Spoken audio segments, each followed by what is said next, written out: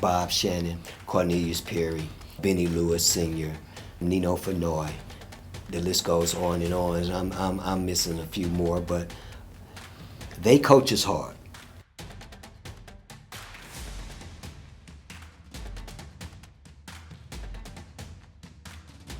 Hello again, everybody, and welcome to another St. Louis American Sports Break. We've been on hiatus for a little bit, but glad to be back and talking some sports with you. We're about a month away from high school sports starting up, but before we do that, we're going to look back on what was a great year of 2018 and 19, particularly in the city of East St. Louis, and I can't think of a better person to talk about the great year of East St. Louis high school sports than my great friend and longtime colleague. This is Maurice Scott. You may read him every Thursday in the American. He gives you from the East Side, does a great look of covering sports on the Metro East, particularly East St. Louis high school athletics. And it was one of the best in the history of the school. 3 state championship teams produced in 2018-2019, and Maurice, what a tremendous year for the community in East St. Louis. I know you were right there in the middle of everything. How was it just to see all of that happen? It was great, Earl, and thanks for having me this afternoon. It was something, 3 parades in 1 year, and the way we do it in East St. Louis is big. Ticket take parades and the politicians and the citizens, and it was just great for the community. And as you know, it's something about sports in East St. Louis that brings our entire community together. And last year was just an epic year for high school sports in our community.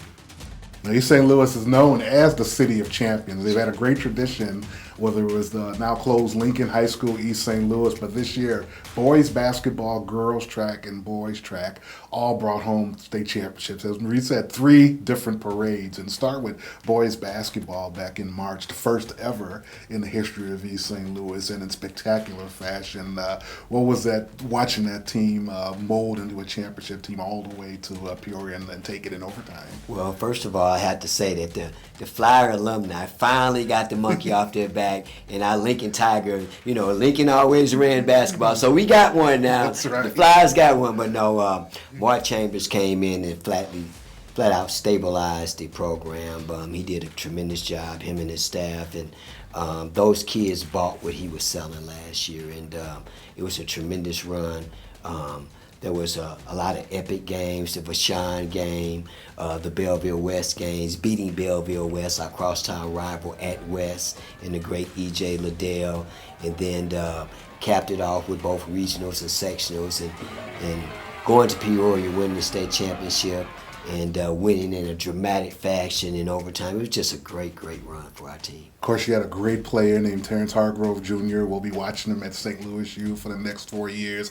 He really matured into a superstar this past year, didn't he? He really did. And I have to give credit to not only Terrence and his family and Coach Chambers, but the coaching staff with Bradley Beal Elite in the St. Louis Eagles. I thought his maturations transcend from playing with them in the AAU season with Mario McKinney and the other greats over there, and he really brung that flair to East St. Louis Senior High School last year.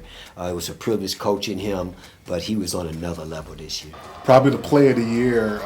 They were trailing by 2. I believe Joshawn Anderson, your point guard, was at the free throw line against Bogan in regulation with 4 seconds. Misses the free throw, but Richard Robinson, out of nowhere, dunks in the follow shot and sends the game into overtime, and that sends the community into a frenzy. You go on and win in overtime. One of the more spectacular moments in probably East St. Louis basketball history. No question about it. That moment goes with the LaFonso Ellises and those sort of players. When Richard, and you got to give that young man credit. No one boxed him out, and you could tell he was a step ahead of everybody on that play. And when he put that putback dunk in on that mixed free throw opportunity by Joshawn Anderson, I've never seen or heard, arena erupt like that at the high school level. It was a roar in that building. It was a great feeling, and to see those young men hoist the trophy along with getting the medallions around their necks, it was a first for our community. It was great, a long time coming. Absolutely. It was just beginning. We take you to the spring, of course. We take you to the track, and first it was the East St. Louis girls winning the Class 2 state championship. And they've won a couple of championships. And of course, Coach Nino Fennoy, this is old hat. This, I believe, his 17th championship. And you were right there in Charleston chronicling everything. They were pretty dominant, weren't they? They were tremendous. And Coach Fennoy and his staff, once again, they did a great job. And again, it was kind of a transition year for them as well. And they bought what Coach Fennoy was selling. And, he could be strong, he's strict.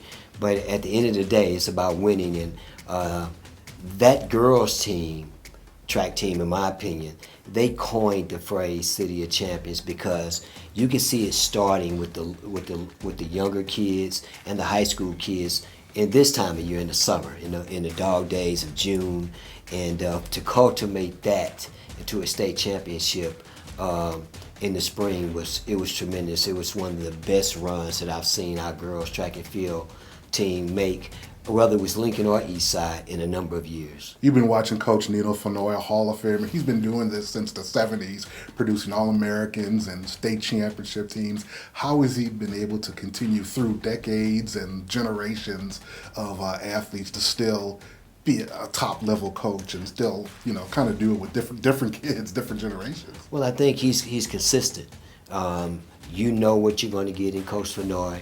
He's going to be hard. He demands discipline and respect, and he demands hard work. And that's what pays off throughout the years. And he hasn't changed course.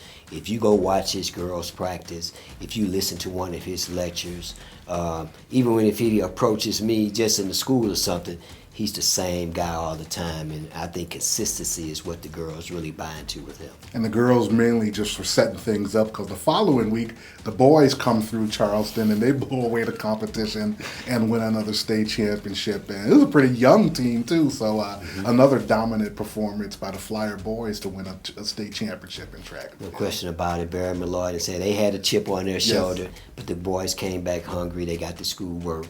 They bought in to Coach Malloy. Coach Malloy came out of retirement and from the previous year and won the state championship, led by one of the best quarter milers in the country, and Willie Johnson. And he'll be a senior this year here at East St. Louis Senior High School. And LSU came in and offered him a couple of weeks ago, and that's big time when you have a program like LSU come to the ghetto, so to speak, and offer a track and field athlete. We see them in football, but when they come and track a program like LSU, that's monumental for our community. I guess you could say a championship started with Willie Johnson. I guess during the spring and indoor season, he won a national championship in New York, so he kind of got things really kicked off with his national championship in New York. He really did. He put our program on a national stage, and what he did in New York City, and then got an invite to Cuba and went overseas and ran and competed. So he's really making a name for himself and for our program in East St. Louis. And he's kind of the straw that stirs the drink as well. He's a flamboyant young man. He'll change different outfits on you. He may wear 3 or 4 outfits during the course of a meet, but he backs it up with a performance. Of course, we talk boys basketball, girls and boys track and field. But when you talk East St. Louis, you got to talk high school football. Of course, they're one of the best programs in the country year in and year out. And this year, I know Coach Darren Sunken and the Flyers are really looking to stake their claim and kind of get another state championship as well. They got a great team coming back, don't they? Yeah, bad taste in our mouth the last 2 years going to Gaten Stadium and losing to Mount Carmel. But everybody's healthy. We're back. We got a few transfers that transferred in. We got the great Tyler Macon, a dual threat quarterback that's being recruited by a number of SEC teams. We have 8 Division I prospects, and 8 of the top 100 recruits are right here from the city of East St. Louis on our football team this year. Of course, that second weekend in September, the 8th, I believe, of course, the Gateway Scholars Classic comes back. Great football from the afternoon, 4 or 5 games, but the big one, obviously, East St. Louis and Trinity. And last year, it was a packed crowd, triple overtime game. It should be another great event as well, shouldn't it? Yeah, over 10,000 plus last year against Trinity, epic game. You hate to see a loser in that game, but Trinity folks, you lost that game, and we're waiting on you to come back this year from North County. We're going to roll the red carpet out for you over at the House of Pain, and we're looking forward to come back. Let's go, Trinity. Do it for North County. Come on now. But yeah, you've grown up in East St. Louis. I've been watching and covering East St. Louis sports for over 30 years, even gone to games even when I was in college, and you've grown up in it and went there. It's called, we hear City of Champions. It's, people think of it as a phrase and everything, but, outside of the great athletes, what makes East St. Louis so special? You've seen all the great ones and teams. What makes them City of Champions? I really think that our kids in our community understand that, and this is a whole totally different argument, but sports is a way out in our community, and we buy into it. We believe in it. It's no different than math or science or geometry. Sports is a valuable asset to our community, and we really emphasize it. But we emphasize books as well. We've had a lot of scholar athletes. We have the whole gamut, but athletics has been a big part. When you have the LaFonso Ellis's, the Darius Miles, the Homer Bushes, the tremendous Kellen Winslow's, the Jackie Joyner Kerseys, the Al Joyners, the Don Harpers. We set the stage for athletics in here in the St. Louis community. And I have to admit that when the recruiters get off the highway, whatever interstate they come, their first stop is at 4901 State Street.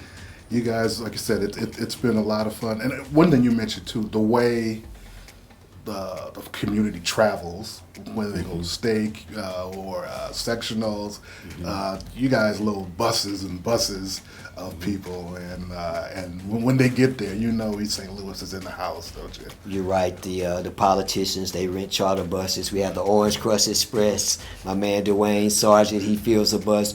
Whether it's Detroit, whether it's Gwinnett, Georgia, whether it's Paducah, Kentucky, wherever we go, our fans travel. So the ladies, they get their nails done, their hair done. The guys, they do what they have to do, and they come follow our flyers. And the athletes, they wear it on their sleeve, their love for their community. Conzo Martin talks about it. Jackie Joyner, and like we've talked about it. They not only their love for this where they came from, but they wear it on their sleeve. They're from East St. Louis, and they're proud of their community. And as somebody who's grown and been raised there, I imagine that's something that really has to warm your heart too as well. It does. When you've seen the icon coaches like Bob Shannon, Cornelius Perry, Benny Lewis Sr., Nino Fenoy, the list goes on and on. And I'm missing a few more, but they coach us hard. And the coaches today coach hard. Darren Sunken, Mark Chambers, Coach Fenoy, the other coaches, even at the middle school levels. We play for state championships at the middle school levels, as you know, and we take great pride in it. The kids buy into what we sell as coaches over there, and I think we could not do it without the parents' participation as well. And we have parents that really buy into what we're doing as well over there. Well, Maurice, really appreciate you joining us today on the Sports Break.